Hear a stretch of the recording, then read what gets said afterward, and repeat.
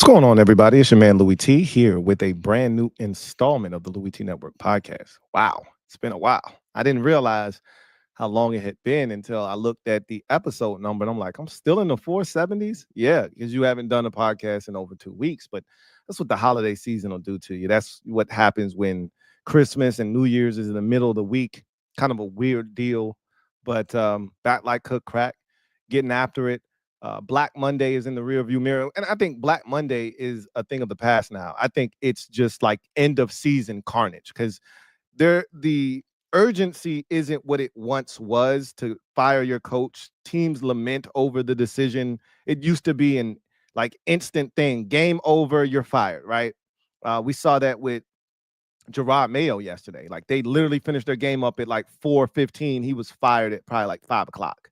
So you're not seeing the urgency, but we're going to talk about it because changes are being made. The carousel is starting to move around, and you know how this thing goes. And we may not be done. Last year, Bill Belichick, was in there for a while, and then they mutually parted ways, and we saw, teams make moves. I didn't think Antonio Pierce was going to get the axe. Here we are talking about Antonio Pierce being fired and Tom Telesco being held on to. So with that said, let's jump into the proceedings this evening. We got a lot to discuss. You're locked into the Louie T Network podcast that starts now.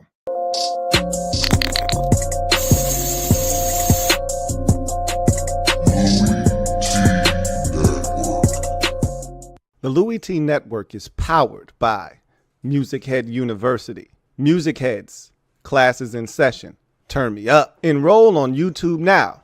Link is in the description. Who else could it be but me, your man, Louie T? Welcome to the 472nd installment of the Louie T Network podcast. I, of course, am your set man, Louie T. Thank you for joining me. What's going on, everybody? It's been a while. How y'all doing? Happy New Year to all of you. I haven't talked to you since before Christmas. Merry Christmas. Christmas, as my cousin would say. Or my nephew, rather, would say, Merry Christmas. And Happy New Year to all of you. So, end of the season has arrived, and changes are being made, sweeping changes across the league. We see this every year, and I'm not sure that we're done. I think we've seen the last head coach get fired that's going to be fired during this cycle. Normally, when we start having discussions about coordinators and they're getting axed, that's usually a sign that the coach is going to be retained. You're just going to have to make some alterations to your staff. But I want to talk about all of the coaching changes thus far, some that have happened, some that should have happened, some that didn't happen and won't happen, GM situations and things of that nature. So let's do that because these decisions that are happening now are fluid, and they also impact what's going to happen into the future.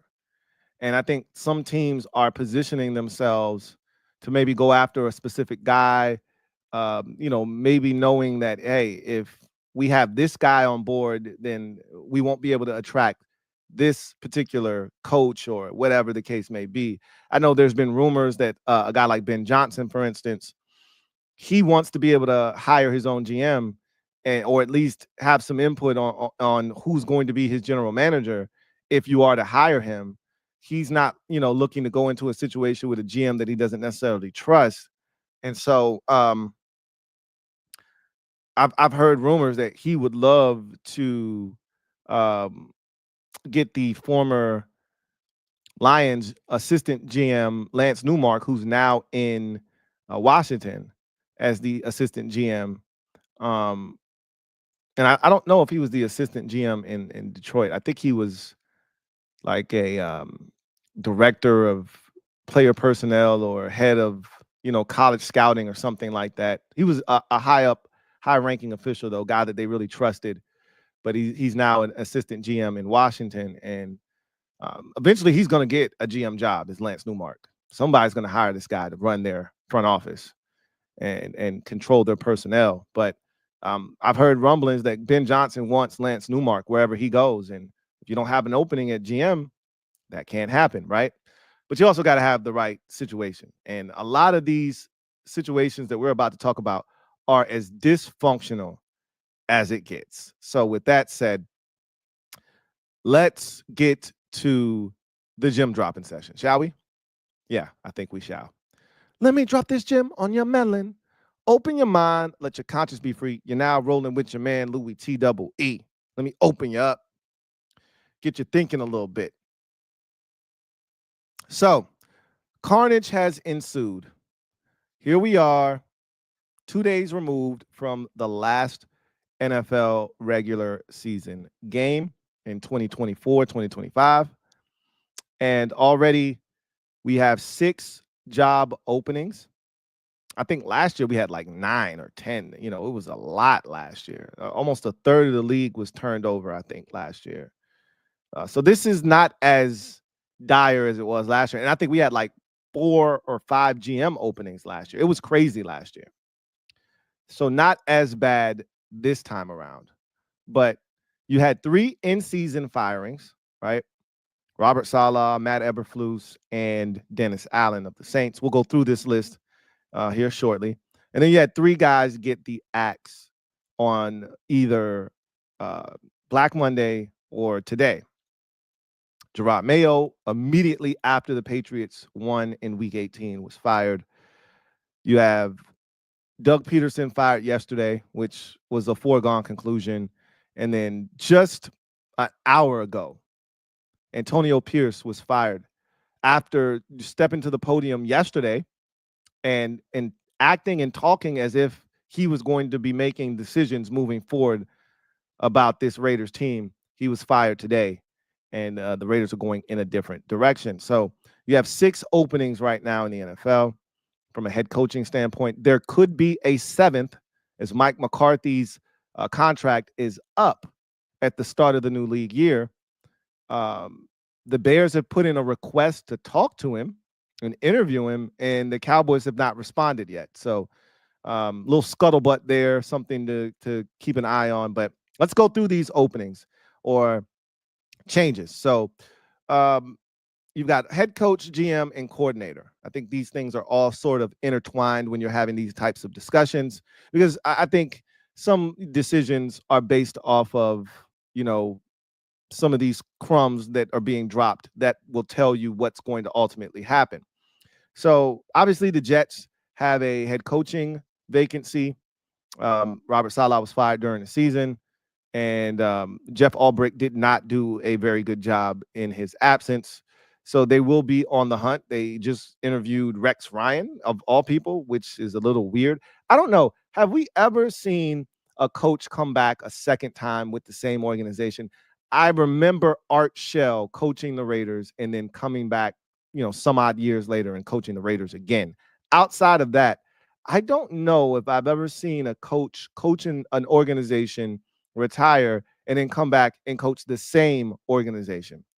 I think I've seen it in college a couple of times, but not in the NFL, I don't think, at least. But I digress. I don't think he's getting the job anyway. But and then they fired their GM during the season as well. They're the only franchise currently to have an opening at both the head coaching position and general manager. They fired Joe Douglas during the season. So the Jets have a lot of work to do. Oh, y'all said Joe Gibbs. Duh. Duh, dummy. Yeah. Joe Gibbs as well. It doesn't happen very often. I can't think of any others outside of Gibbs and Art Shell. Yeah, I don't. I was thinking about another coach, but I'm like, I don't think he left. He just was there for a very long time. Anyway, I digress. You've got the Chicago Bears. They fired Matt Eberflus in the regular season around week right after Thanksgiving. He had that big debacle against the Lions, time snafu. They fired him thereafter. A lot of questions about whether their GM would be retained, and Ryan Poles, he's still there. And as far as we're concerned, he's going to be leading the search for the next head coach. So the Bears are now looking to pair Caleb Williams with I think, an offensive-minded guy to try to help him maximize his potential in this league. New England, I think, was the biggest surprise to me. And I have a lot to say about that situation and Rand Carthen in Tennessee. But Jerod Mayo was fired yesterday, or Sunday rather. And I was absolutely floored by his firing. Now, I will say this. I will say this about Jerod Mayo. He was very abrasive, sort of like um,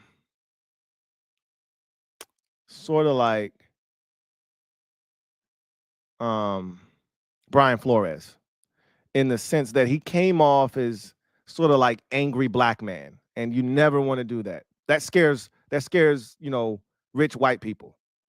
And a lot of times when you are in a position that Jerod Mayo was in,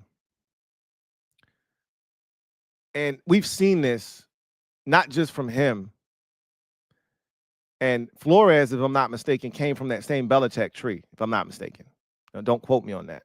But all those Belichick guys kind of give off douchebag vibes, right? Where Belichick kind of instilled this, no nonsense.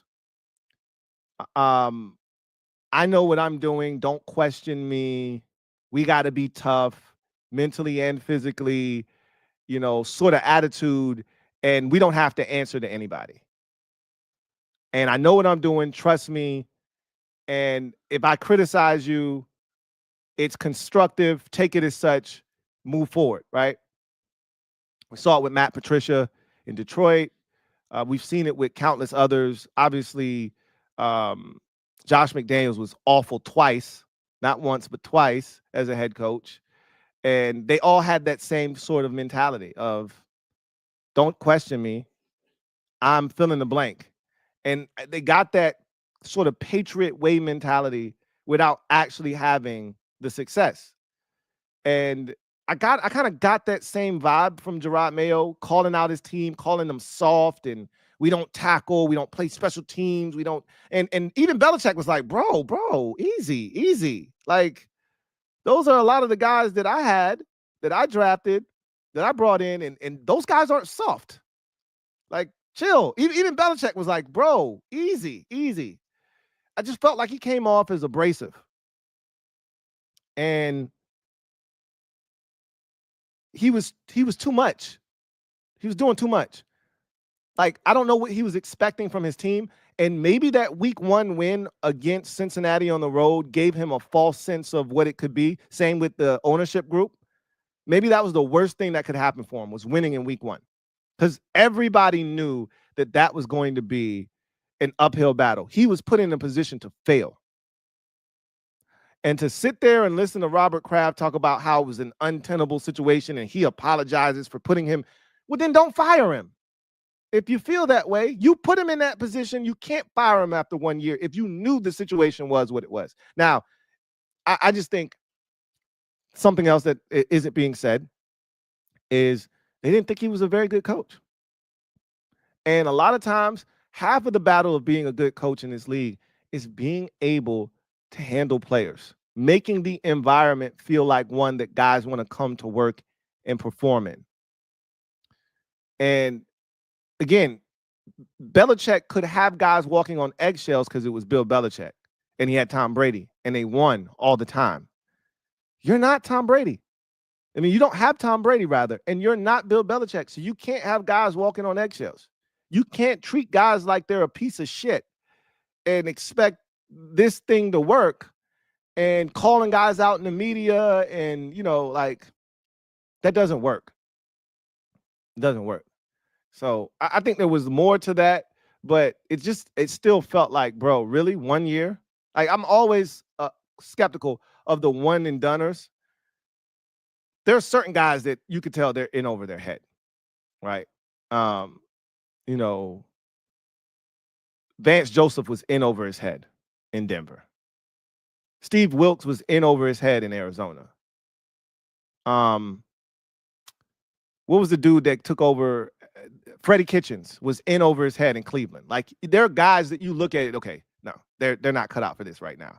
Maybe if they got a second chance, they'd be better the second time around. But clearly, they weren't ready for this moment. I don't know if I feel that way about Jerod Mayo. I just think I didn't get that vibe from him. I just felt like he was too abrasive. His approach was a bit too aggressive. And it might have rubbed people the wrong way, but I digress there. So Elliot Wolf remains the GM in New England, and I guess he will lead the search for a brand new head coach in New England. Dallas obviously has a very convoluted situation. Mike McCarthy's deal is set to expire in the next month or so, and they have a decision to make. Teams want to interview. Obviously, as I mentioned earlier, the Bears have put in a request to interview Mike McCarthy for their head coaching job, and the Cowboys just left them on red. Like, we'll get back to you on that. The Bears are like, yo, what's it going to be? So Cowboys are still mulling over that decision. We'll see what happens with that. New Orleans obviously fired Dennis Allen during the season. Mickey Loomis remains the GM there. So sweeping changes will take place in New Orleans. I actually thought that their special teams coordinator turned interim head coach did a really good job having that team fight to the end, to the very bitter end. As a matter of fact, I think I saw that he had a interview with another team. He did so well as their interim head coach. Let's see. Jacksonville. Jacksonville. Doug Peterson fired. We knew that was going to take place.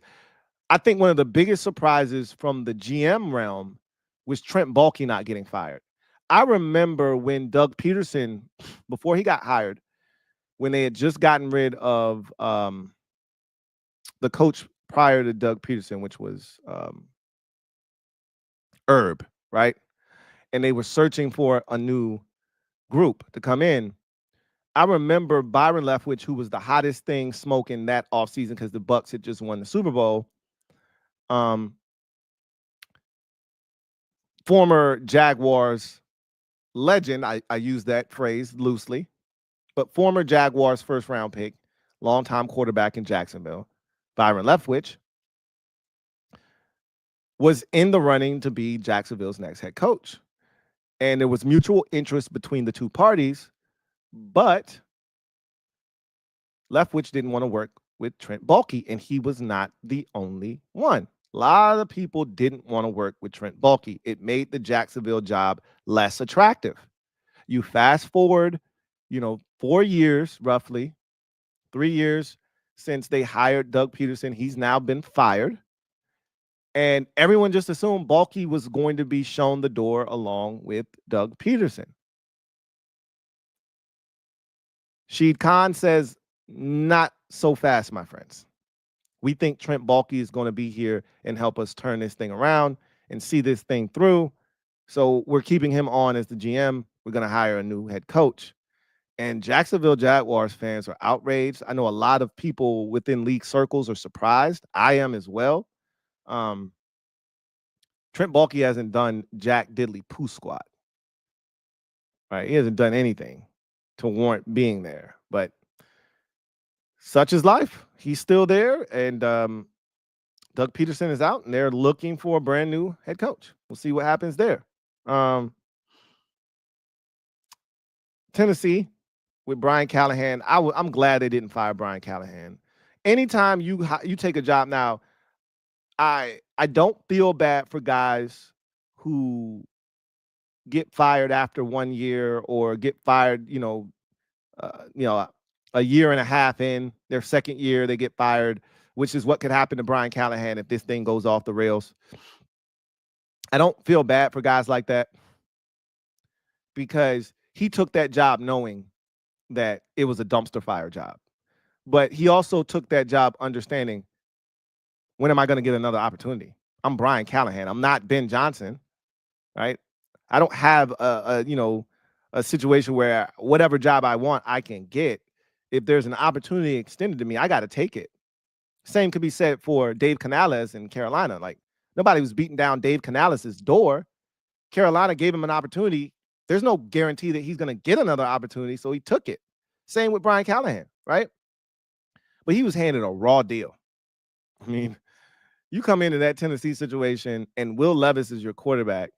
And while we saw talent and there was promise, it's still tough. It's Will Levis. He's a second-round pick for a reason. Obviously, that went off the rails this season. And I don't necessarily think he's a bad coach. He was just given a really bad hand, essentially. But, that's the situation he signed up for. That said, I'm glad they didn't fire him.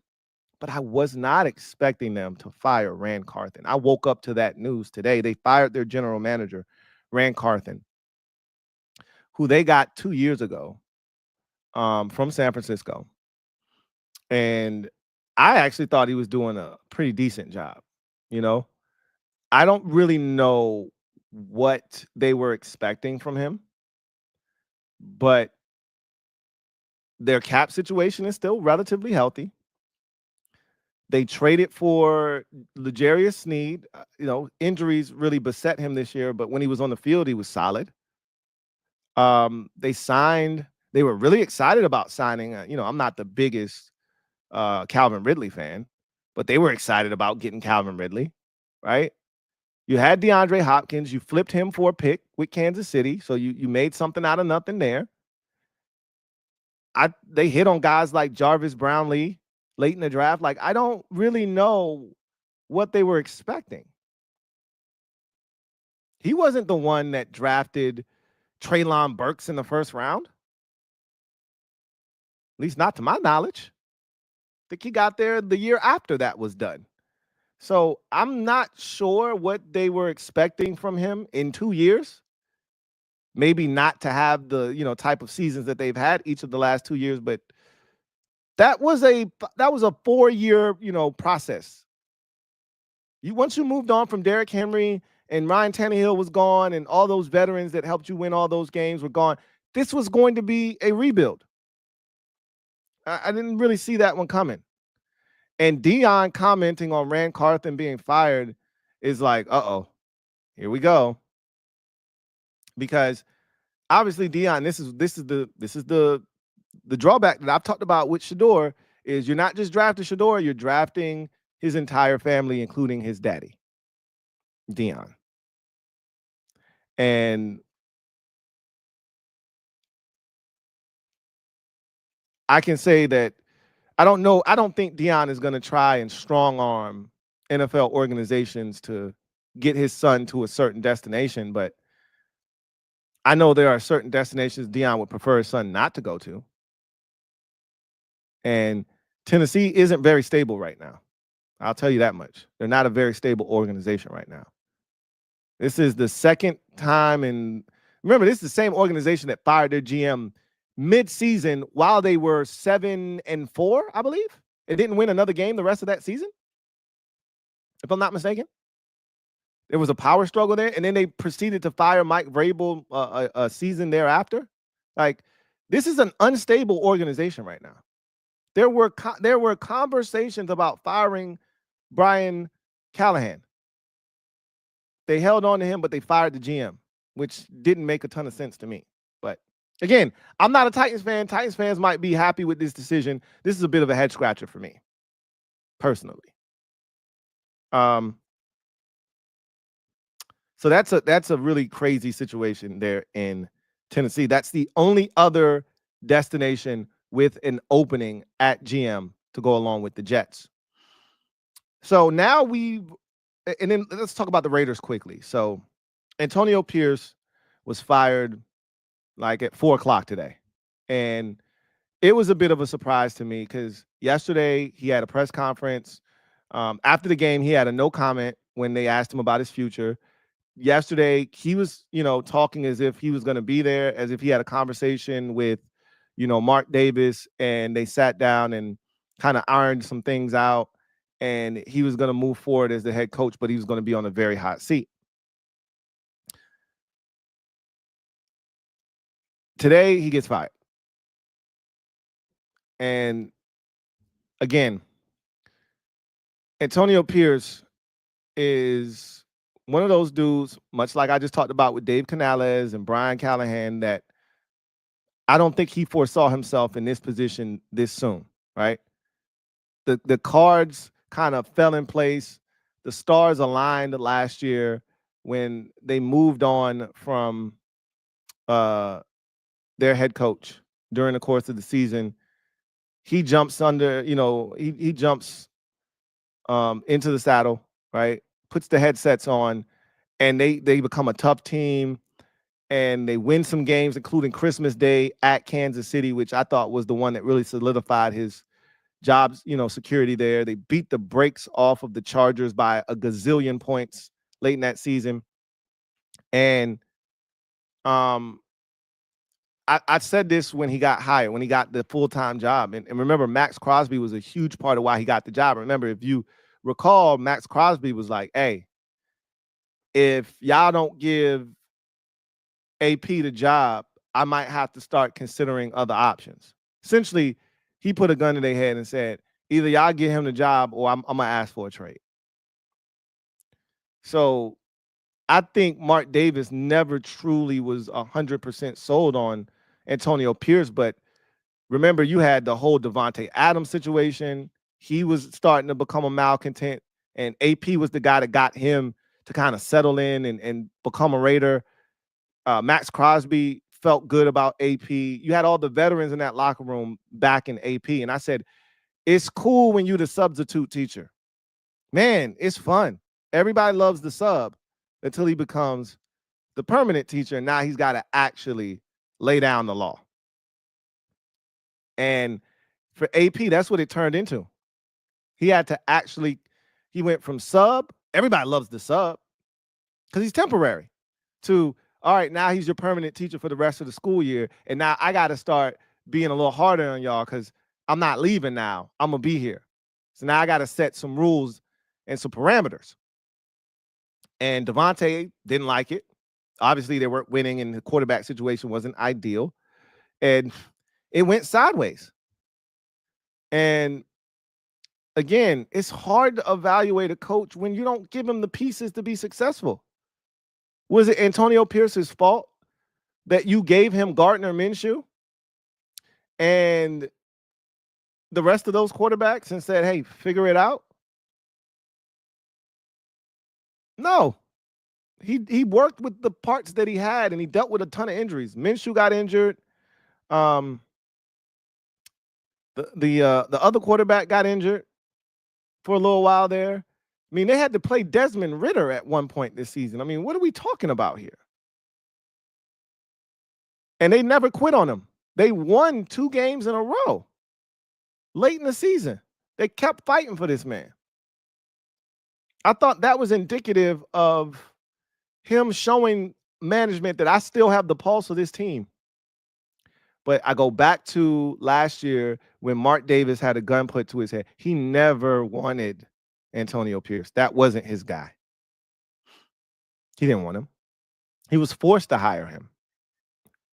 And so at the first sign of trouble, with an opportunity to get out, I wonder if the Raiders had the #1 overall pick. I wonder if Antonio Pierce still has a job. I wonder if his hell-bent nature of, wanting to win, if that is what ultimately cost him his job. Same with Jerod Mayo. I heard somebody say, oh, Mayo got fired because he lost the #1 pick.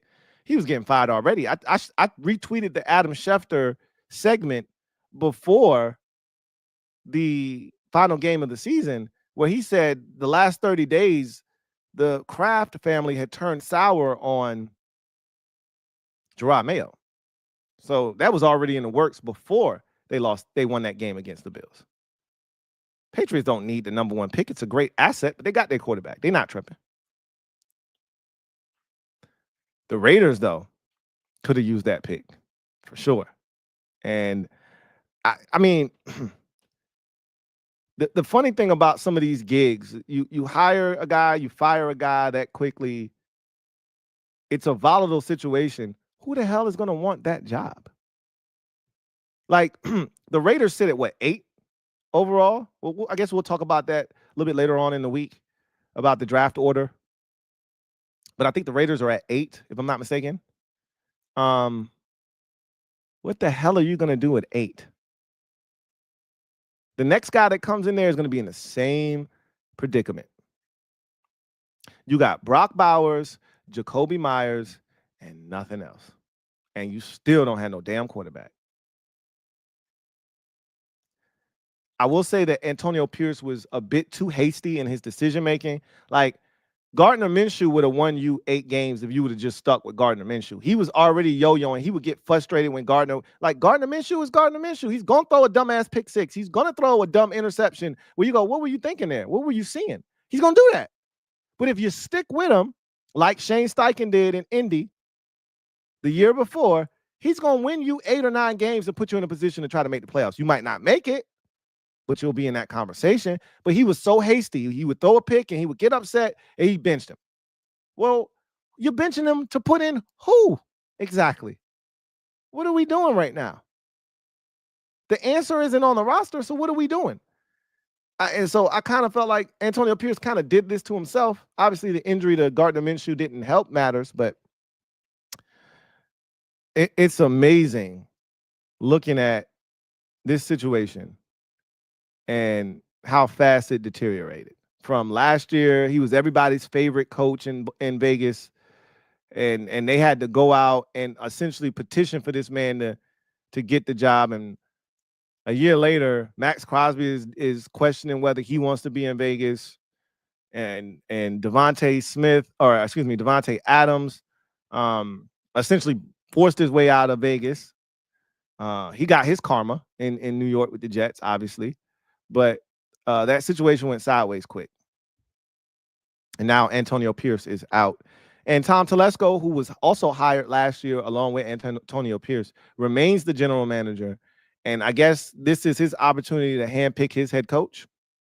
If he gets it right, he's the savior. If he gets it wrong, then it could turn out to be a really messy situation for him as well. But let's go through some of the other situations that didn't have any changes to the coaching staff or to the head coaching position or GM position. But the head coach's seat was hot, but because of coordinator moves, that kind of tells us that the head coach is safe. So let's start with Indianapolis.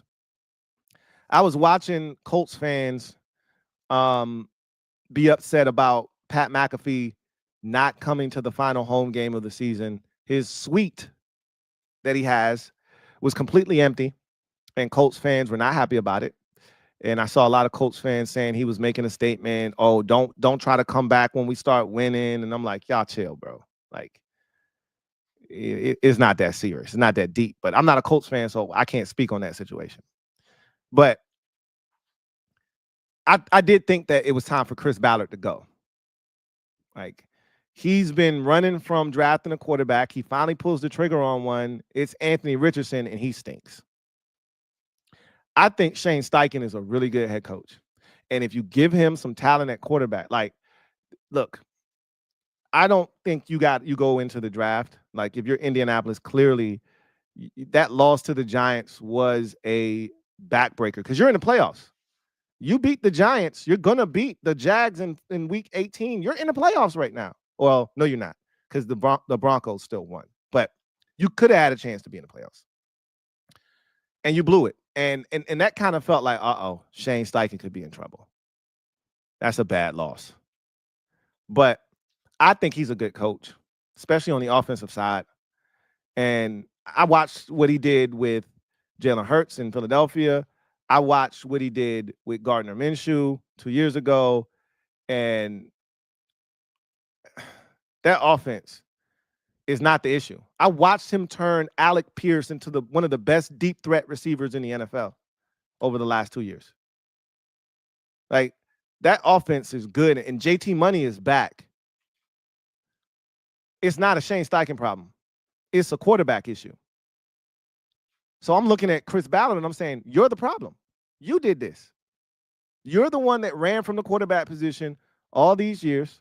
You're the one that decided to draft Anthony Richardson. And of course, Shane Steichen has something to do with that because he thought, hey, I can turn this guy into, Jalen Hurts, but with a stronger arm and more athleticism.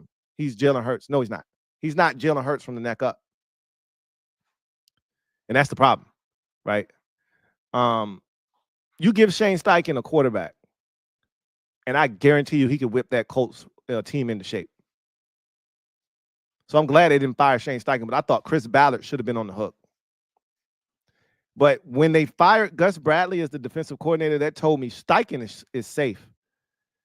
And not only is he safe, we heard yesterday that they're not firing Steichen and they're not firing Chris Ballard.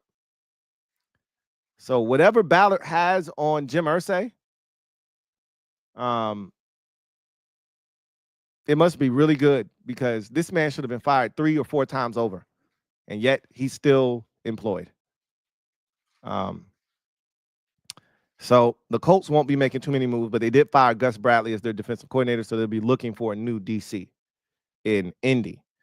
Cincinnati, a lot of people wanted Zach Taylor fired, and I got a love-hate relationship with Zach Taylor because Zach Taylor,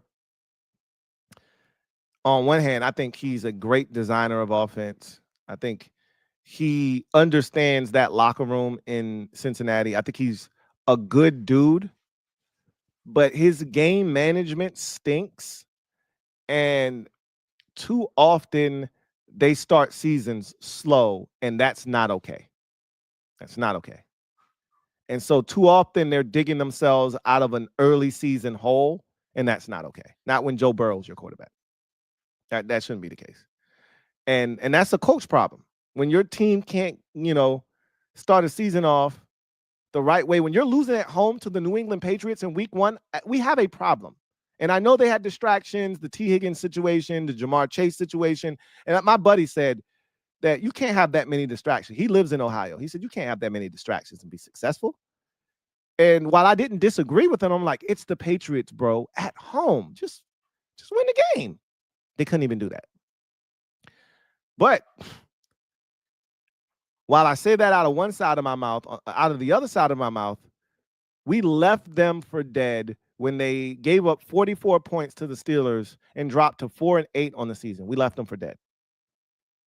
And if the season had continued in the direction it was going at that time, Zach Taylor would have been fired. But what he did after that was nothing short of miraculous, reeling off 5 straight wins and nearly making it to the postseason and having his team finish at 9-8. And I think it was that finish to the season that kept him his job. But again, if you're going to keep your job and your seat's going to be extremely warm, we're going to need a casualty. We got to have a scapegoat. Similar thing happened in Indy. All right, we're going to keep you, Shane, but you're going to have to make a change to make us feel good, to give the fan base something to chew on. So they moved on from defensive coordinator Lou Anarumo, right? Who was, you could argue, the linchpin of their success over the last 3 years. The defense was good every year until this year. He has one bad year, and somebody's got to be the fall guy, and it was Lou Anarumo. And look, the defense was bad this year. They had injuries this year. But make no mistake, they couldn't stop anybody this season at times. They couldn't stop anybody. Okay? So he's fired. That means Zach Taylor's safe.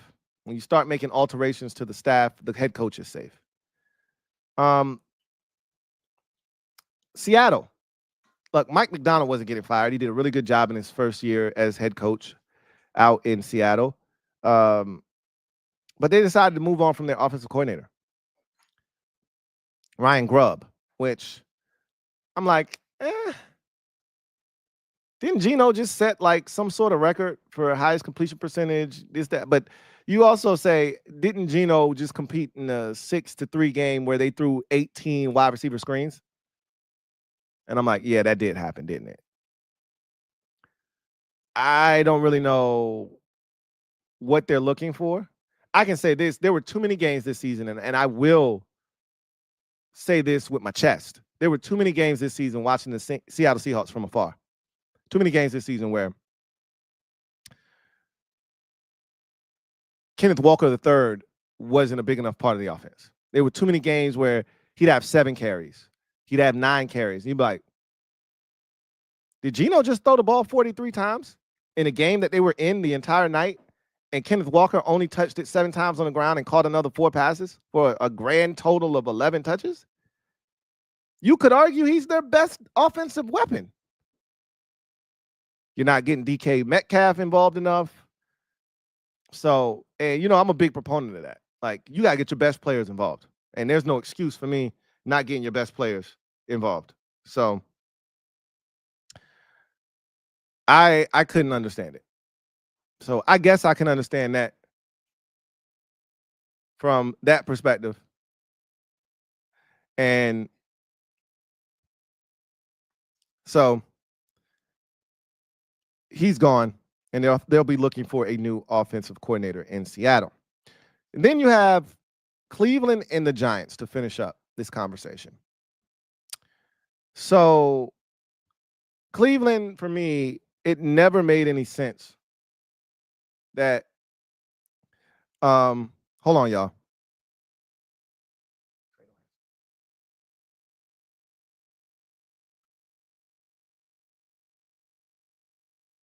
So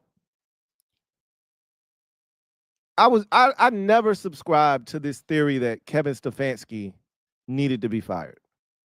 I didn't even know why this was even a conversation. This man has won NFL head coach of the year twice in 4 years, and including winning it last season. Like, what are we talking about? How many games did we watch this season where the Browns offensively made noise, but because of their quarterback situation, they couldn't win? I just remember that Denver Broncos game on a Monday night. I believe it was a Monday night. And Stefanski's coaching his ass off, and he's doing everything he can to put him in a position to win. And Jameis is just throwing pick sixes left and right. And at the end, he says, Lord, please deliver me from throwing pick sixes. And I'm like, nah, bro, that's just who you are. God he can't help that. And Stefanski, you watch Hard Knocks, and he's like, and then he's just trying anything. He's pressing all the buttons. DTR, like, I look at their general manager, Andrew Berry, and I'm like, that's the guy we should be talking about being fired. He's the one that traded for Deshaun Watson, not Kevin Stefanski. And it's a shame because Stefanski is being held up at gunpoint right now by Deshaun Watson. And I don't know if y'all heard, but Watson had a setback in his recovery. So now the timeline's a little murky. If I were the Browns, I'm drafting a quarterback regardless. Like, those first 2 picks in the draft, quarterback. I'm not selling if I'm Tennessee or Cleveland. I don't give a damn what Deion says or, you know, any of the sort. I don't give a shit if you don't want your son to play for me or what may have you. I'm taking either Ward or Shador at 1 or 2. They should be 1 and 2 in this year's draft. Both teams need quarterbacks desperately. So figure it out. But if I'm Stefanski, I'm hoping to hit it. And I think Shador would be a great fit for his system. Ward could fit, but Ward gives me Deshaun Watson vibes in the sense of, can he play within structure? I don't think he can. That's the same issue we have with Caleb Williams. Same issue I have with Deshaun Watson. You get these guys that are tremendous athletes that in college are allowed to play off schedule, that are allowed to do whatever the hell they want to do within the framework of the offense that they call, you know, 1 or 2 reads to take off, use your legs, extend plays, make things happen, et cetera, et cetera. You get into a more structured system where, hey, I need the ball out. It's a timing route. I need you to work, go through 1, 2, get it to 3. If it's not there, check it down. I don't know if Cam Ward can consistently do that. It's the same question I had about Caleb Williams, and we saw he wasn't able to do that consistently in the NFL offense in year 1, right? Work within the confines of the offense on schedule without taking a bunch of sacks and putting us behind the sticks. Can Cam Ward do that? I'm not sure. That's my biggest question about him and concern. Shador can. He can work within the confines of an offense. That's what he did in college. I think he's a good fit for Kevin Stefanski's offense. But I also think he's the best talent in this year's draft class at the quarterback position. So if you're Tennessee, you got to figure out what's best for you and make that decision. But all I know is Kevin Stefanski needs a quarterback. That's all he needs. This man went to the playoffs with Joe Flacco, man. Stop it. Andrew Berry is the problem. He's the one that traded for Deshaun Watson. He's the culprit. And nobody's talking about him getting fired. Why are we talking about Kevin Stefanski? Never made sense to me. And then the Giants. We heard this about 2 months ago when the season was going sideways and Daniel Jones was about to be cut loose. We heard that John Mara wasn't going to get rid of either Dable or Joe Shane. And I think most Giants fans were okay with that. But I've always said you got to run the play, right? You got to run the play. And running the play consists of being competitive week in and week out, but just coming up short. The most surefire way to get fired isn't losing, it's getting your brains bashed in on a weekly basis and looking like a non-competitive NFL outfit. That's how you get fired. A lot of teams lose, a lot of coaches lose a lot of games in an individual season. Kevin Stefanski just went 3-14 this year. You know, he's keeping his job as he should because they were competitive every week. Despite the deficiencies at the quarterback position, they were competitive every single week. It's called running the play, right? The Giants were non-competitive most weeks this season after they were out of it, essentially. Once they realized we suck and we're one of the worst teams in football, they let go of the rope. And while there were games where they were competitive, most weeks, like the Atlanta game, like the Baltimore game, they were getting their brains bashed in. Then they messed around and they beat somebody in Indianapolis. And it showed that the team hadn't quit on Brian Daboll, which is a good thing. But now you lose the ability to hire or to draft your quarterback. And what's the thing that everybody keeps saying? Well, Brian Daboll just needs a quarterback. We got to give him a chance to get his quarterback. Well, he ain't getting it in this draft. So what we saying? Here's my mindset with these teams. And I'm going to leave you on this because Joe Shane's not getting fired either. If you're going to draft a young quarterback, if you're thinking about making a change, just make it. Start anew altogether. The worst thing you can do is what the Bears did last year. I think that's I think it is pure negligence and malpractice of an organization when they draft a young quarterback and they have a dead on arrival head coach, a DOA, sitting there like, hey, you're going to save my job, young fella. Only for that coach to not even make it through the entire season. Same shit happened when the Bears drafted Justin Fields, right? They knew good and well Matt Nagy was not the man for the job. And Ryan Pace was as good as gone as well. And instead of them firing both of those clowns at the same time and then hiring a new GM and a new head coach while drafting Justin Fields, they kept them on board. They drafted Fields. It was a disaster. Then he had to get a new coach the next year, and it's tough to put a young quarterback in that situation. It doesn't make any sense. The Bears then did the exact same thing with Caleb Williams. I'm like, you can't make this stuff up. If you're an incompetent organization, you're an incompetent organization. And incompetent organizations make the same mistakes over and over and over again. They knew Matt Eberflus wasn't the answer. I'm not as hell-bent on Ryan Poles being a part of the problem, but he's on thin ice as well. But you should have never brought Matt Eberflus back. Never.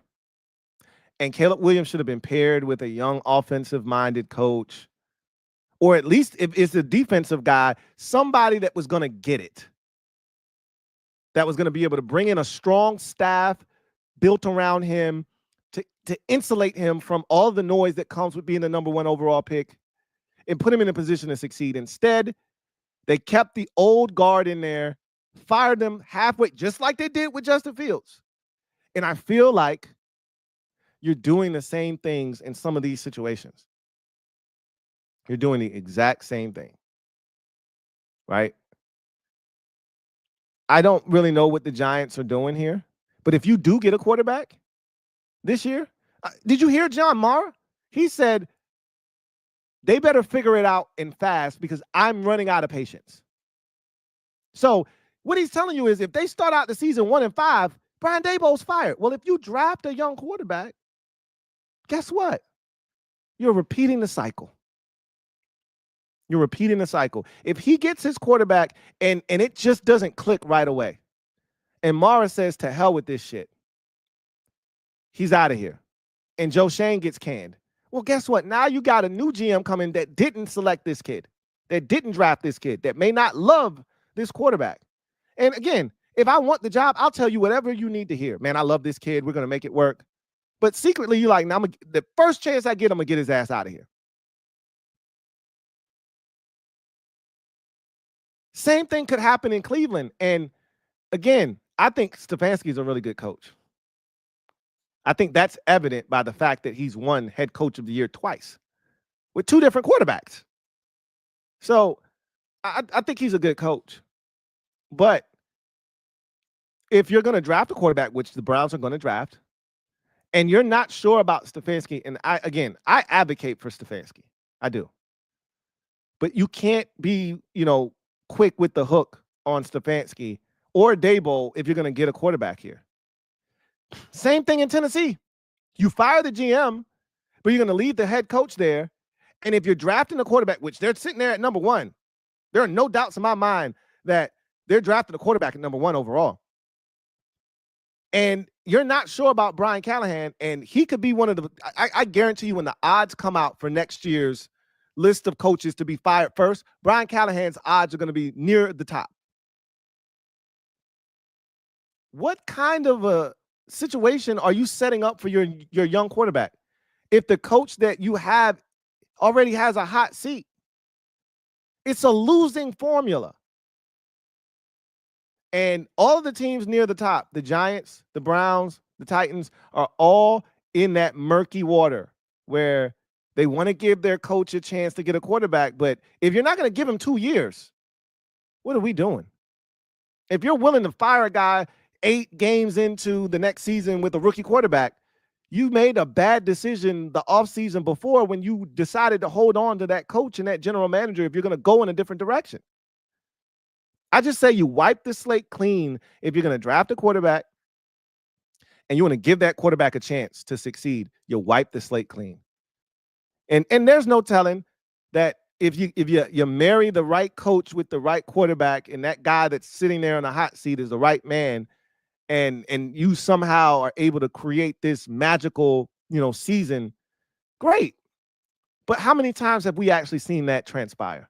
How many times have we seen that manifest? Where a guy that was on his deathbed as a coach going into the season drafts a quarterback along with a GM that might be also on his way out the door, strike it rich at quarterback and pair together and make beautiful music and go off into the sunset together.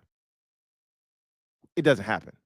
What ultimately usually happens in these situations is what happened with Justin Fields, with Matt Nagy, what happened with Caleb Williams and Matt Eberflus, and what's going to happen with these teams here, right? Where you put a young quarterback in a tough situation. Same thing happened with Sam Darnold over and over again. We've seen this time and time again. You can't do that to a young quarterback. You want to know why C.J. Stroud was so good? First-year head coach, first-year coach, and quarterback coming in at the same time and helping change the culture. You want to know why Jaden Daniels was so successful? New GM, new coach, new quarterback, all come in, change the culture together. That's the formula. That's the blueprint. But we'll see what happens. I digress. Let's transition to social media maneuvers. I'm a midday marauder. Y'all know what it is. If you're out there, you want your comments read on the air, easiest way to do that is to use the hashtag LouieTLive to have your comment read on the air if it is pertinent. But you know, if you want to ensure that your comment is read, the best way to do that is to super chat. All right. Best way to do that is to super chat.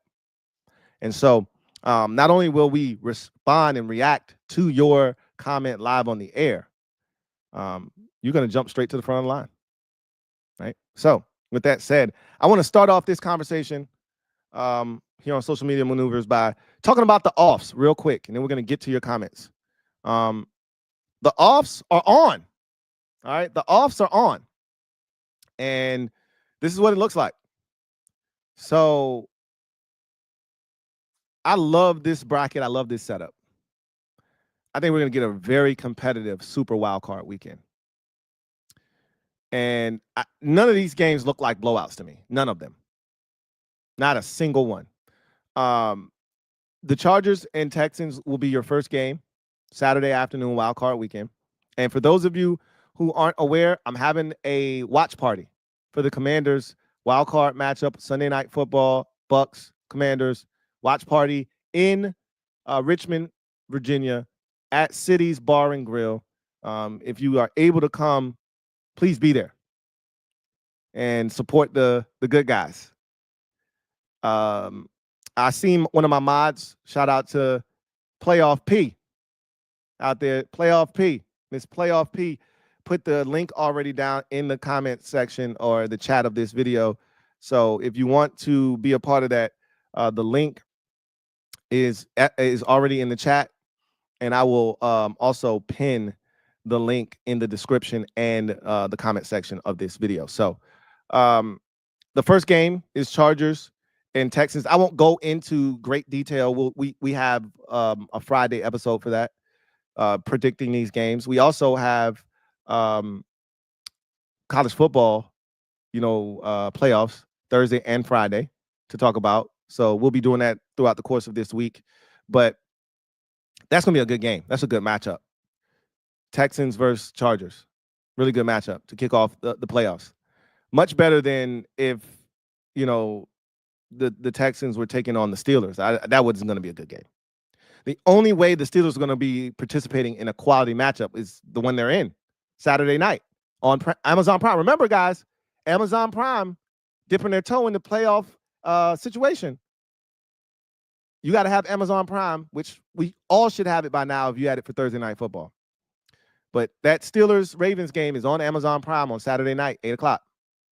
That's the only way the Steelers were going to be productive and make it a good game, was against the Baltimore Ravens. Anybody else they played, they were going to get their doors blown off. So now we got a chance for that game to be good. Then Sunday we go to Buffalo hosting Denver. That has a chance to be an upset. The Denver Broncos defense is that good. Josh Allen and company have to prove that they're ready to do damage in the postseason. They've been a little disappointing in the postseason last few years. They got a shot this year. I think this is the most confident I've seen Josh Allen. Obviously, he's going to win league MVP, I think. Should go to Lamar, to be honest with you, but Josh Allen's going to win it. And he's got to show why he's the league MVP, because that's a really good Denver. And I've been a little nervous. Buffalo at home, not a short thing. And I watched them struggle with Tennessee for a half. I watched them struggle with New England for a half. I've watched them struggle at home this season quite a bit. Matter of fact, they lost to the same Denver Broncos team last year in Buffalo at Orchard Park on a Monday, I believe it was. Russell Wilson went in there and beat them. So that Denver Broncos defense is good enough to compete with the Buffalo Bills. The question is Bo Nix ready for playoff football? And can they steer clear of mistakes and turnovers against a very opportunistic Bills defense? Should be a lot of fun. Then you get to the 4:00 game on Sunday, Packers and Eagles. That's a rematch of the Brazil game from week 1. The real question is the health of the quarterbacks. Jordan Love coming off of him hitting his funny bone and losing, feeling in his hand, his throwing hand, and then Jalen Hurts still in concussion protocol. I think both of those quarterbacks are going to play, and we'll see what happens in that game. But losing the receiver for Green Bay for the season, I knew it was something bad. I knew it was bad. And just by his reaction, he had already torn his ACL before. And I saw the look on his face. And when he put his hands on his head, I said, Christian, you just tore your ACL, didn't you? He was like, yeah, I did. Damn. He's done for the season. That hurts. Because that was the vertical threat that could really threaten that Eagles defense. They don't have another guy. I mean, Jaden Reed can stretch the field vertically, and he hurt the Eagles the first game. He was the problem, but Christian Watson is a guy you have to pay attention to, and now he's not there. Obviously, you got the Washington-Tampa Bay game Sunday night. That's going to be a lot of fun. That has a chance to be the highest scoring game of Wild Card Weekend. If I had to guess which game would be the highest scoring of Wild Card Weekend, I'd tell you it'd be that one. But, just when we think we've got it all figured out, just like we thought the Detroit-Minnesota game was going to be a shootout, that thing was 10-6 at halftime, right? So you just never know. But that one seems like it's got fireworks written all over it. And then the Monday night contest, Rams hosting Vikings. Again, all 3 of the NFC matchups are rematches from the regular season in which the road team, the lower-seeded team, lost to the higher-seeded team. And so looking forward to seeing all of these games as they take place. So let's get to your comments and see what you guys have to say. And we're going to start it off with Brandy. Stand up. You're the newest member of the MOBB. Brandy, welcome to the squad. Glad to have you on board. Mob, you know what to do. Show Brandy some love. And look forward to chopping it up with you, Brandy. Welcome to the squad. JLG, thank you for the super chat. Greatly appreciate you. JLG, thank you for being a member of the MOBB, who writes, which coordinators / assistants are you expecting to have first choice for head coach jobs? Well, obviously, Ben Johnson is at the top of everyone's list. So that's a no-brainer there. I think the Texans coordinator is still in high demand. Bobby Slowick. So I think that's another name that you need to keep an eye on. I think Cliff Kingsbury, even though we haven't heard his name mentioned, is a guy that I think, especially if Washington's season ends on Sunday, I think you'll hear his name start to crop up as a potential candidate that teams want to interview. I don't think there's any rush on him necessarily right now because he's still, coaching football right now. But I think that's a name that might crop up as this process continues to move forward. Brian Flores, another name that I think is starting to garner interest. But again, can he overcome the situation from Miami? That's a tough one, right? I don't know if he can overcome that. There's a stigma that's attached to him. And it might be tough for him to get a head coaching gig till somebody, builds up enough confidence and gumption to say, you know what, I don't care what everybody says. This is the guy, right? But he's another one to look out for. All you're really looking for are coordinators that have been wildly successful for their teams, especially despite having, setbacks or a lack of resources, yet finding a way to get it done. Or you carved out a niche specifically for yourself by being able to coach up a young quarterback, right? Which is why Slowick is, in the mix, which is why Cliff Kingsbury, I think, will be in the mix. I think, when you look around at some of the teams in the postseason, Minnesota, I've mentioned their defense, and that's why you're going to have their defensive coordinator being, I think, a hot commodity. Obviously, we know about Ben Johnson. I don't think Matt Nagy is a guy that teams, he's the offensive coordinator in Kansas City. I don't think teams are really salivating over him or the prospects of getting him to interview for their job. But Mike Vrabel obviously I think he's destined for New England. I got a kick out of the fact that the Patriots interviewed Pep Hamilton, or I don't know if they interviewed him or they're planning on interviewing Pep Hamilton. That's a joke.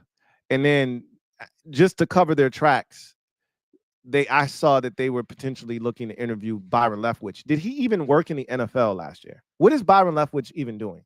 Last thing I remember about him, he got fired from Tampa Bay as their offensive coordinator. I haven't heard anything from him since. I don't know. He could have been on somebody's staff as a quarterback's coach or whatever.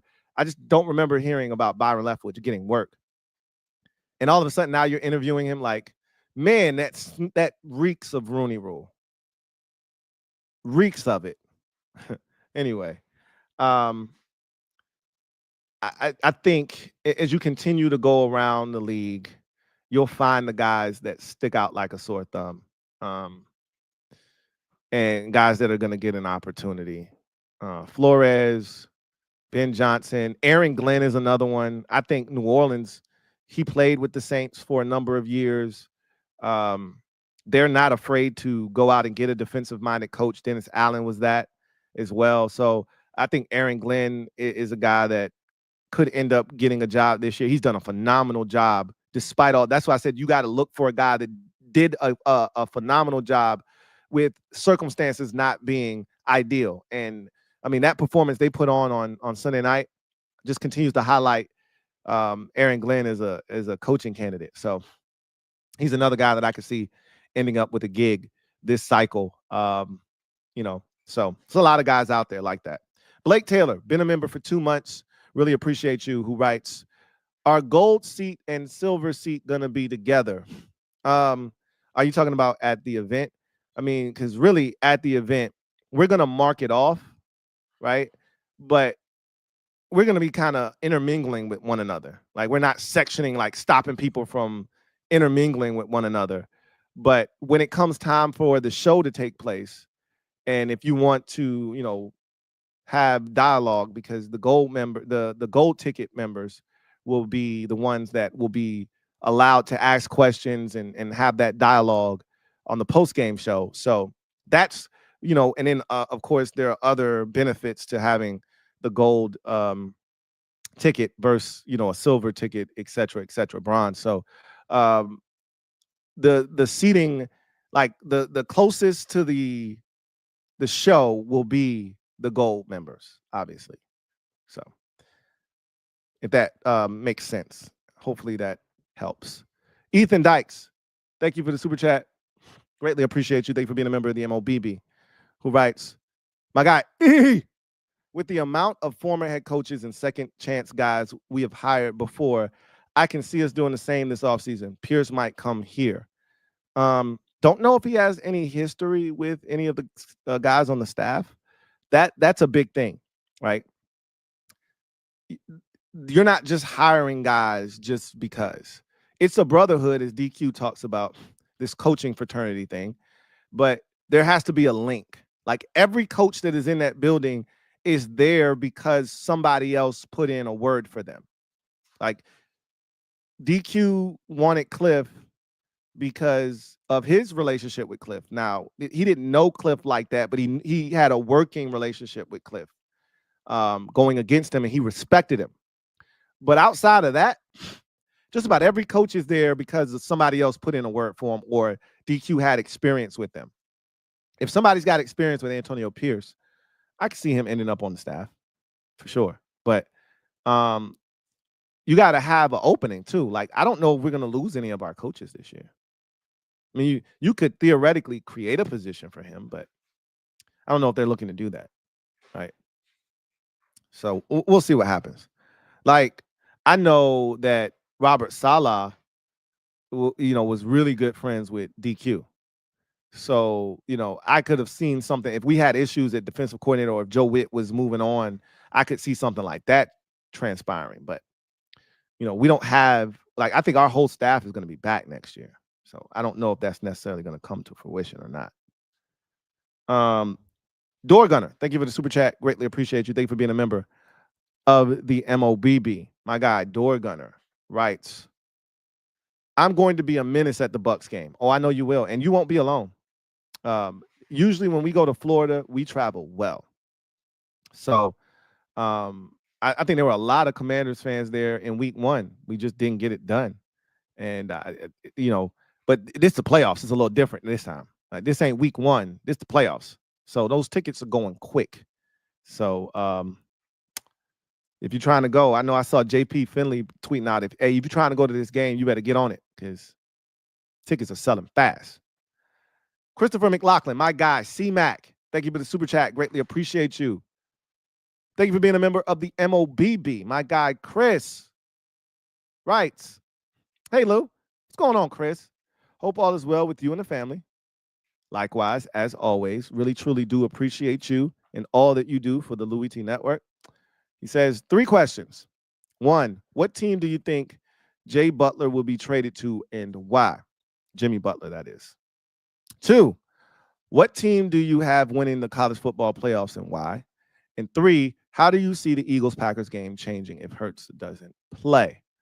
I'll go in the reverse order that you asked the question. So I'll start with the last one. How do I see the Eagles-Packers game changing if Hurts doesn't play? It changes it dramatically. So much of what they do is based off of Jalen Hurts' physicality. Like the whole tush push, the brotherly shove is dead when there's no Jalen Hurts. Like we saw that in our game. Like there were instances that if Hurts was healthy, they're going for it there. And you can be more aggressive coming after the Eagles pressure-wise because Kenny Pickett isn't going to hurt you with his legs. There's certain things you can get away with that you can't get away with if Hurts is back there because he'll take off and run, right? He'll use his legs. And if you get into those short yardage situations, he's going to convert them, right? They're going to just use the brotherly shove and he's going to get the first down. So they become a 4-down team with Hurts, whereas without him, they're a 3-down team like the rest of us. So a lot changes if he can't go. But again, I've said this. I'm shocked that he's been in the protocol this long, but there's no doubt in my mind he'll be ready to rock by the time this game kicks off on Sunday. But it changes the game significantly if he can't go. 2, what team do you have winning the college football playoffs and why? So I'm torn between Notre Dame and Ohio State. I want to say it's going to be my Fighting Irish, but for the same reason I'm not wholly confident in Ohio State, I'm not confident in Notre Dame, and that's the quarterback position. I'm not sure that either one of them have a good enough quarterback situation that if they get into a jam, a tight game where their quarterback has to win it for them, I'm not sure if they have a guy that can. Both teams can run it very well. Both teams defensively are very good, especially Notre Dame. But I'm not sure if I believe in either one of those teams' quarterbacks. And the teams that they're playing this week have better quarterback situations. Not Penn State, not by much, but Texas, of the 4 teams remaining, they have the best quarterback situation. Even if you got to go away from Quinn Ewers, Arch Manning is better than any of the other 3 quarterbacks remaining, right? So the problem with Texas is they rely so heavily on their run game. If you can slow that down, you can neutralize them. And so I still think that when it's all said and done, Notre Dame and Ohio State end up in the national championship. And I'm taking my guys. I got to ride with my crew. But Ohio State, I think, ultimately wins it. They're the most talented team. Them and Texas are probably the 2 most talented teams left in the draw. And nobody has more talent than Ohio State. Nobody has more talent than Ohio State. So the Smith kid is ridiculous. And that's what helps Will Rodgers is like, bro, just throw the shit up to the 6'3", 225 behemoth. He'll do the rest. Like, you ain't got to be perfect. Just get it somewhere in that general vicinity, and he'll do the rest. That dude's a beast. Jeremiah Smith is dumb. So I'm going with Ohio State.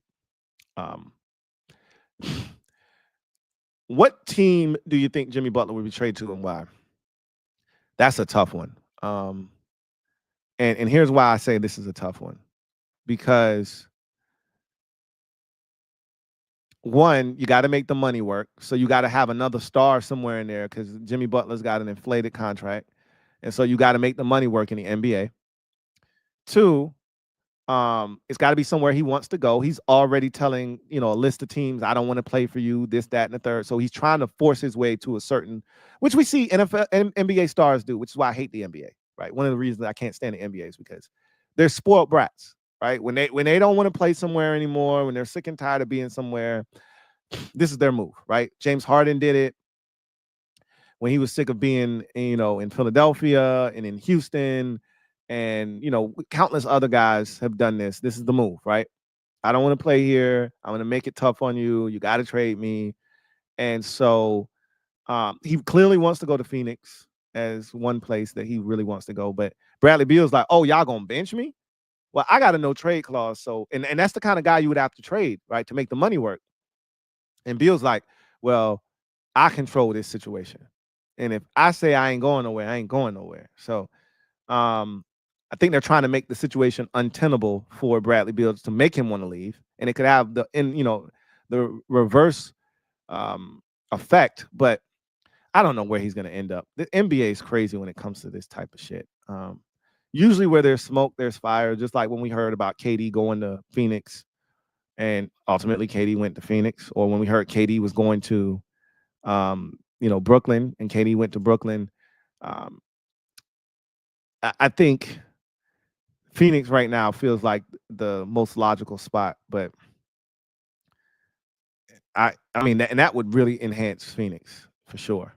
If they could just remove Beal and add in Butler, they automatically become a title contender. But I don't know where he's going to end up.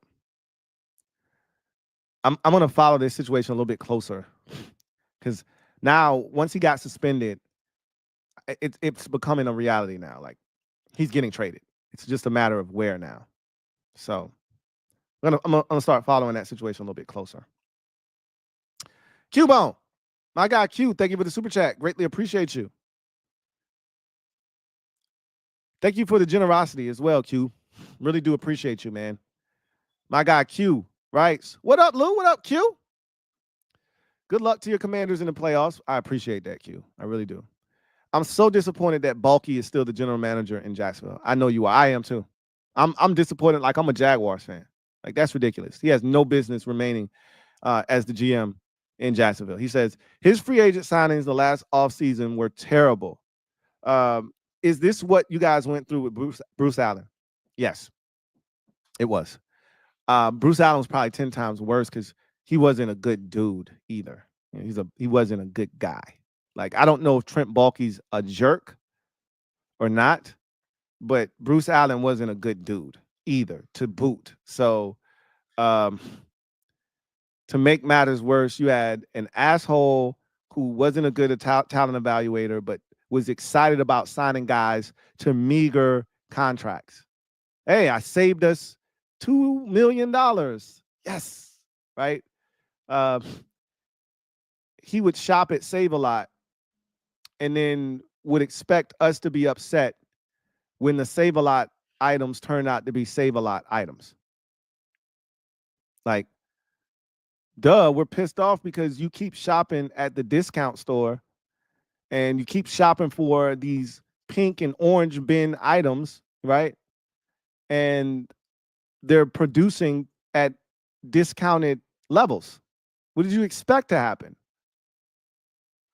You go out and you sign Jerron Johnson. What the hell do you think Jerron Johnson is going to do? He's going to play like Jerron Johnson. You sign Stephen Paya. Stephen Paya is going to play like Stephen Paya. You sign Chris Culliver. Chris Culliver is going to play like Chris Culliver. That was our problem. But also, nobody wanted to come to Washington either. So there was that too. Trent Baalke flamed out in San Francisco. Wasn't deemed to be a great GM when he was there, right? He did some good things, but he wasn't deemed to be a great GM in the first place. And for him to get another shot and survive all of this is asinine. Utterly ridiculous. I'm shocked. I'm absolutely shocked, Cubone. I'm absolutely shocked. And I just knew if they were firing Doug, they were going to clean house and get rid of Trent Baalke as well. I'm struggling with the direction in Jacksonville right now. I'm really struggling with that. JP, John Perez, thank you for the super chat. Greatly appreciate you. My guy, John Perez, thank you for being a member of the MOBB, who writes, bad organizations stay bad because they do the same nonsense over and over. If I'm looking for a head coach job, I stay as far away from certain jobs. Facts. And this is the problem. You know, you say that, and I feel that way, but guess what? And I've said this already. If you're Dave Canales, are you getting another opportunity to be a head coach? So can you stay away from any job if it's offered to you? Nobody wanted the Carolina job last year. That's why they gave it to Dave Canales. But was Dave Canales getting another job? Maybe if he had another good season with Baker Mayfield, he could have bet on himself. But what if Baker imploded? Right? What if Baker did the thing? Because remember, the narrative last year was good bake, bad bake. Good bake, bad bake. And he just got good bake, so you were destined for bad bake. What if you got caught up in that and you had an opportunity, but you passed it up because you didn't want to work for Carolina, right? You can't afford to pass up on an opportunity if you're not sure there's going to be another one. And that's how a lot of coaches get caught up. Is an opportunity is put in front of them. And, you know, these organizations aren't dumb. When the Texans hired David Culley, they knew good and well that they were hiring David Culley to see if he could lure Deshaun Watson back. He was the only guy that had a good enough relationship with Deshaun that maybe he could convince him to stay. But even if it didn't work, they said, hey, we're going to lose a lot this year. Right, we suck. Somebody's got to take these L's. And, you know, the guy that is ultimately going to be our coach, we don't want to put all these L's on him. So somebody's got to eat them. David can do it. And look, look, if you're David Culley is still to this day being paid by the Houston Texans. I'm not tripping. Guess what? Antonio Pierce will be paid by the Raiders for the next 3 years. He ain't tripping. He ain't tripping. Right? And all these coaches that get canned early, they ain't tripping. They're getting paid. But you may never get another shot to be a head coach. And that's the thing that sucks. Right? But to your point, there's certain jobs, there's certain organizations where I'm like, I'm good. If I got choices, this is why if you're a guy like Ben Johnson, you could be so particular and picky. If I'm Ben Johnson, I'm not going to Chicago. I'm sorry. I know they want him. I'm not going to Chicago. Now, if they had a vacant GM job as well, and I could go handpick my GM, maybe I'd consider coming to Chicago. But you got your same GM. I want a situation that's tailor-made for me to walk in and have success. Chicago ain't it. It ain't it. They could be good next year, right? But it ain't set up for immediate success necessarily. So that Chicago job reeks. That Jets job is the worst job this year. That Jets job is the equivalent of the Carolina job last year. I'd stay as far away from that job as possible. But again, like Rex Ryan is like, bro, I'll take the job. He ain't getting a job. So of course he would take the job. And yes, he's been there before, but Rex just wants work. And it's only 32 of these. So we can sit here and say, hey, I wouldn't take that job. It's only 32 of these head coaching jobs. And if one of them has your name on it, potentially, you're going to take it.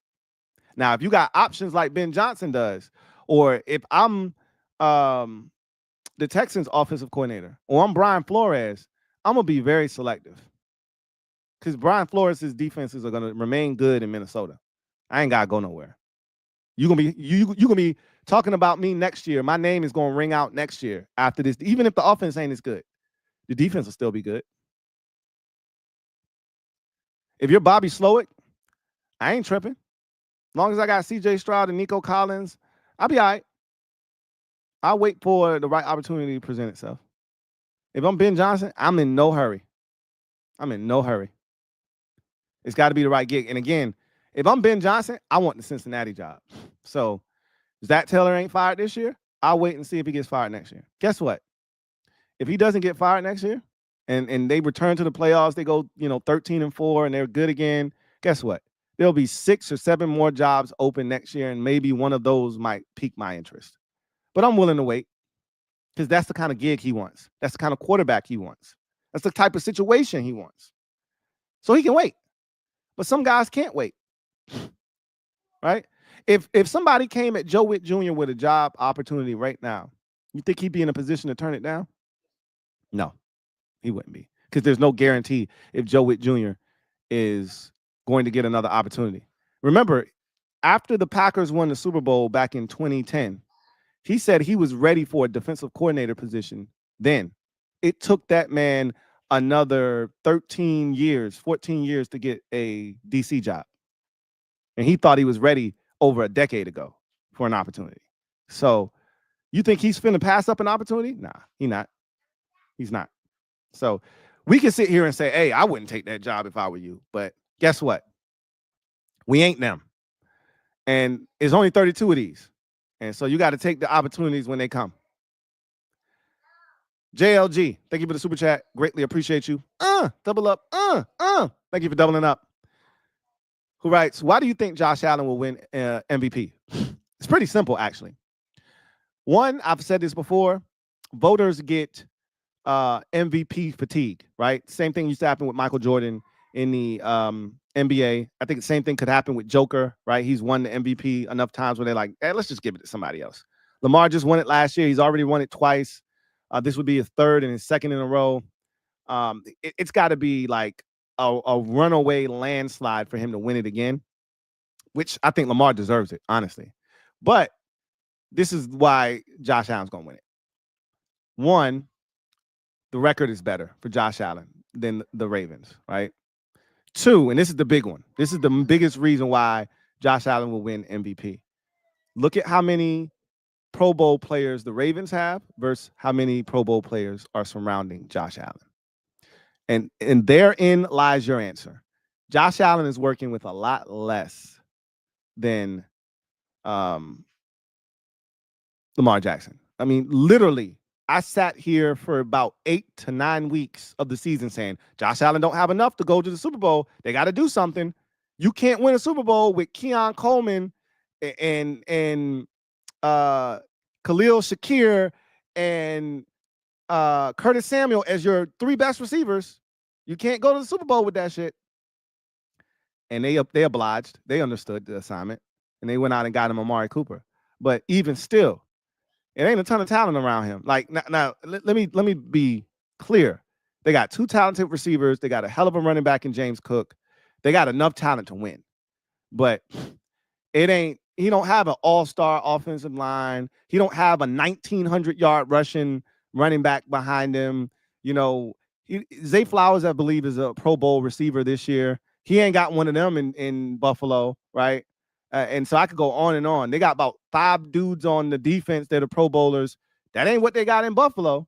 And so what I'm telling you is there's more talent around Lamar than there is Josh, meaning he had to do more with less, and they reward that when they start handing out MVP trophies. So that's why Josh Allen will win the league MVP.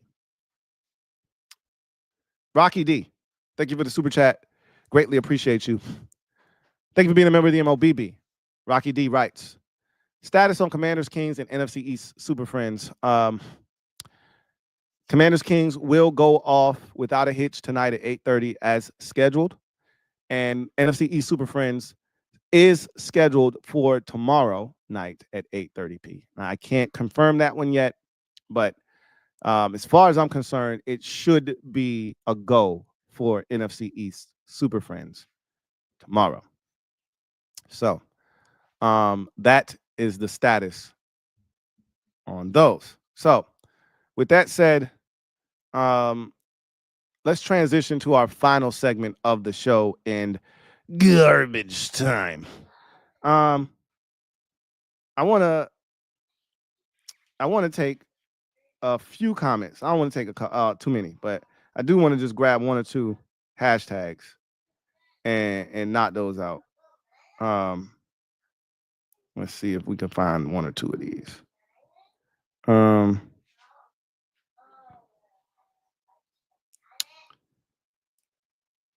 John Wynn says, so basically, unlike New England's head coaching situation, Las Vegas Raiders just recently hired Antonio Pierce after 1 year and at head coach, but now he has to be fired. I don't understand this.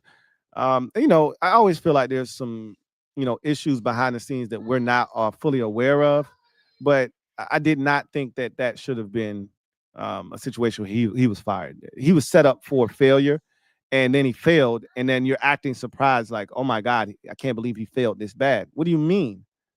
Bill Belichick practically did the same thing with this roster the year before. All you did was give him a young quarterback and say, all right, let's see if you can't develop this young quarterback into something. I don't really know what they were looking for. But again, he was abrasive. I've said that already. He was a bit abrasive, and that doesn't sit well with everyone. And that might have rubbed the wrong people the wrong way, and all of a sudden you're out of a gig. But it's a crazy situation. It's a crazy situation. Sheree writes, how would you rank the 6 wildcard games from most to least interesting, intriguing? So let's take a look at them, shall we? Let's take a look at them. So I think the NFL has spoken about the most intriguing game. That's why it's Sunday night. So I agree with them. Commanders and Bucks is 1 for me. Number 2, I am very smitten by that Buffalo-Denver game. Because Denver's defense is good enough to give Josh Allen some fits and really give them a chance to steal one on the road. So that's the second one for me.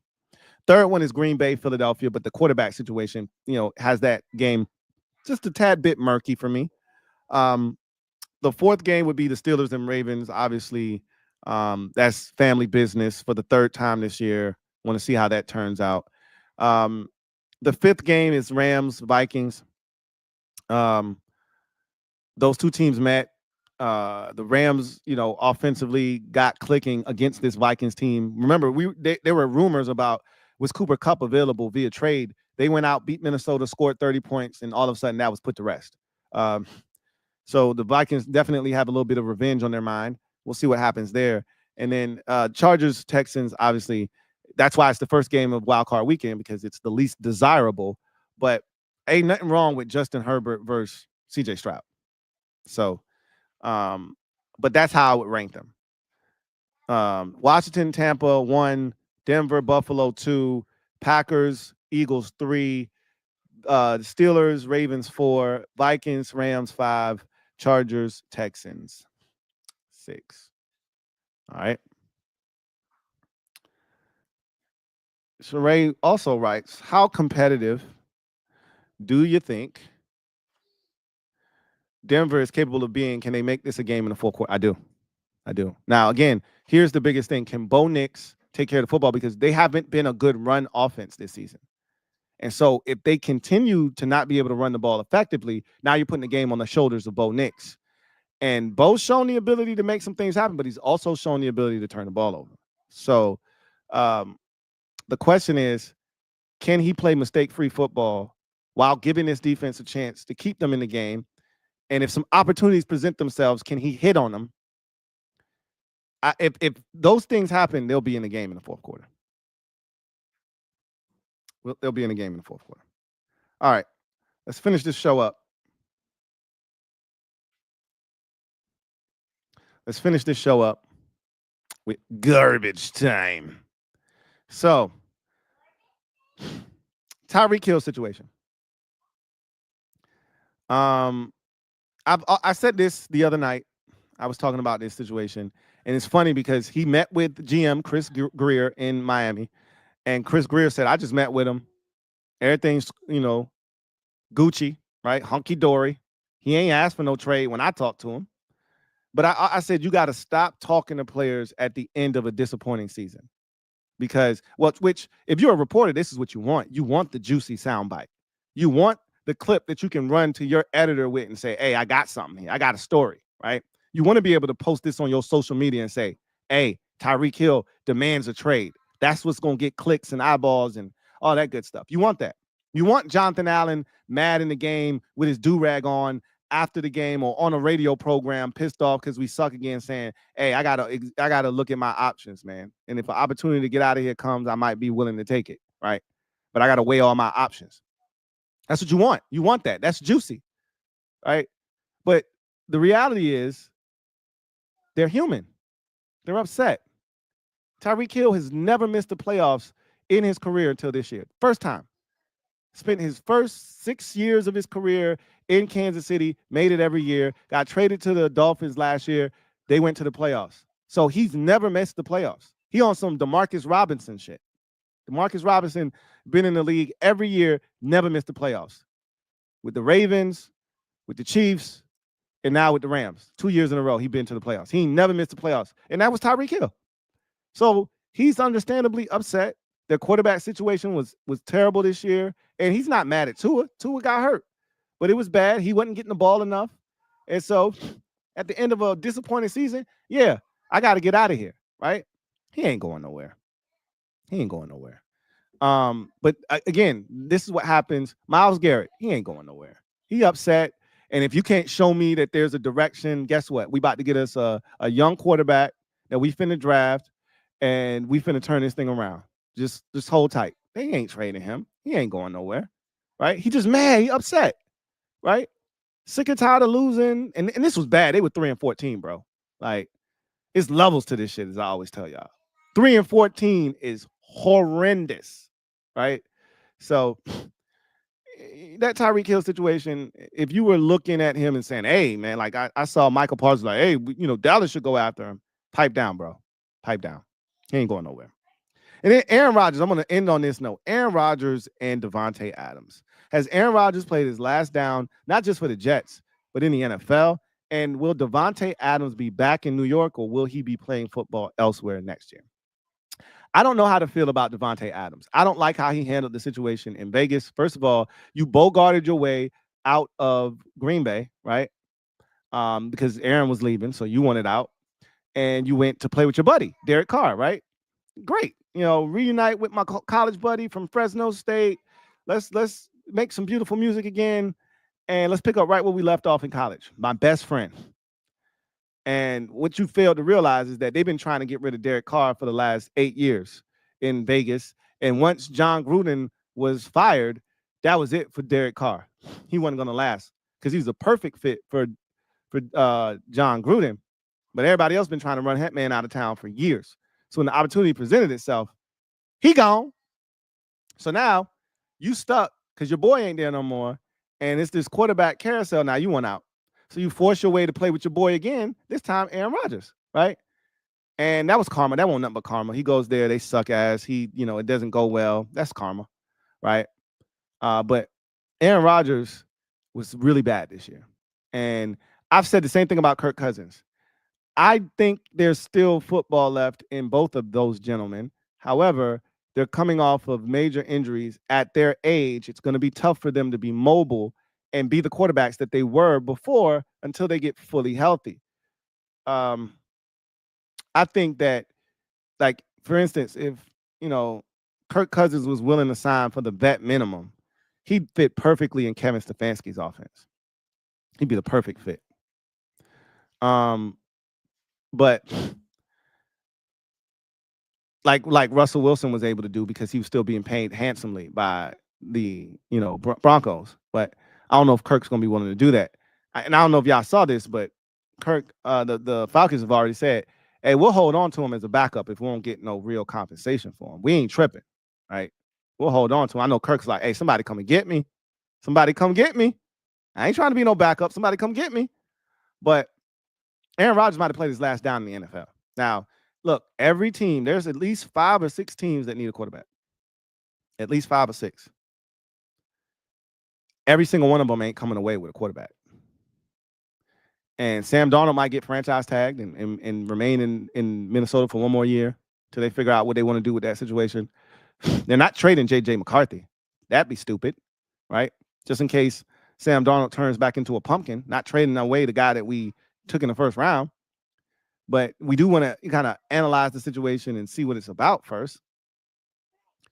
And there aren't that many good quarterbacks in that draft, this upcoming draft, rather.